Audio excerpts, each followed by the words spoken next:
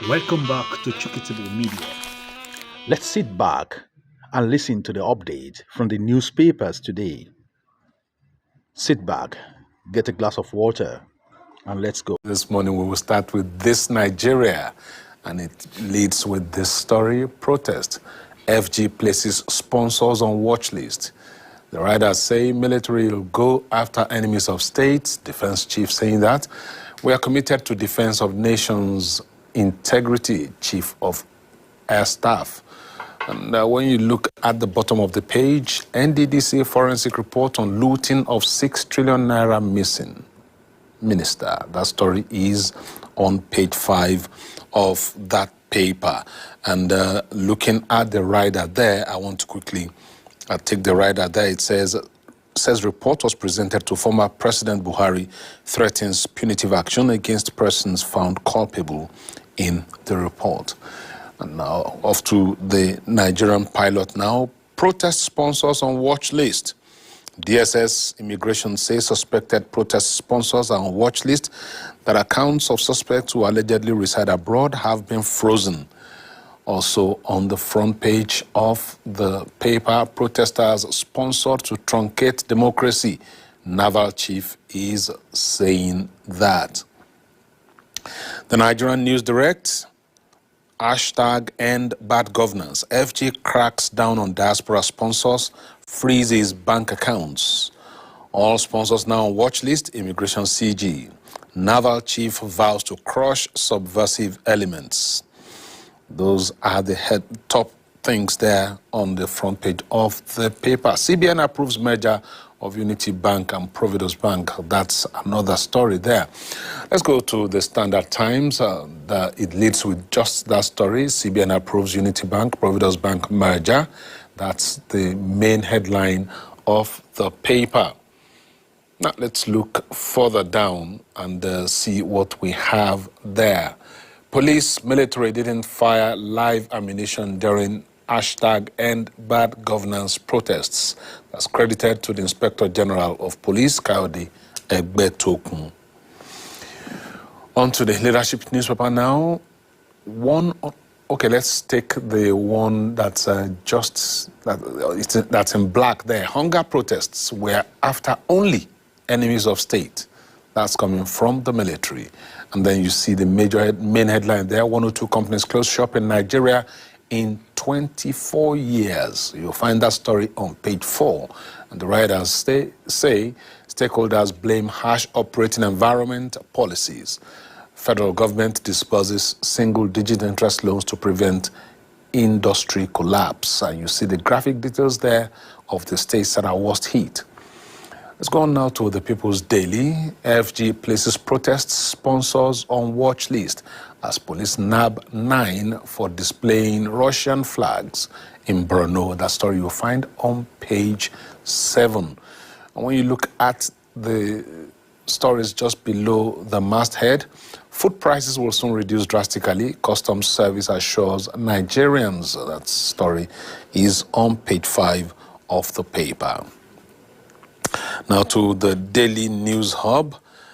Hashtag end bad governance. FG goes after diaspora sponsors, blocks accounts, puts them under watch lists. And looking at other headlines there, there's something I would look at as an encouraging one: how to buy 50-kilogram bag of rice at 40,000 naira, federal government. First News also leads with the hashtag end bad governance protests. Hold treasury looters accountable like street looters. Falano has over 1,000 arrested, remanded in Kaduna, Kano prisons. And at the bottom of the page, under the picture story, since August 1, no shots fired, no force on protesters, IGP claims. Looking at the Daily Asset now, protest fueled by external forces, says Kaduna State Government. It's a well-designed, sponsored effort for anarchy. They took advantage of children's psychology, proximity to Niger. The story continues on page 2 of the newspaper. And when you take a look at the Story right above the masthead, CBN approves Unity Bank, Providus Bank merger. That story is also there with the picture of the CBN governor. The Nigerian Express is next, and we will take a look at the headline there. Military goes after coup mongers, makes arrests, freezes bank accounts. And at the bottom of the page, to the right side, IGP denies police military fired live ammunition at #end bad governance protesters. The Daily Times is next. End bad governance protests. Security agents in manhunt for foreign sponsors make arrests in Kano. Kaduna Jigawa protesters defy curfew, raise Honorable Gumel's house. APC secretariats, billboards attacked in Rivers, Zamfara. You'll find that story on page 2 of the paper. At the very top of the page, you will see the headline, Arrest Instigators of Anti-Igbo Actions, Southeast National Assembly Caucus Petitions IGP. The Nigerian Tribune leads with the story, sponsors of protest on watch list. FG says, we have blocked external funding for protests, IGP. We're after only enemies of state, CDS.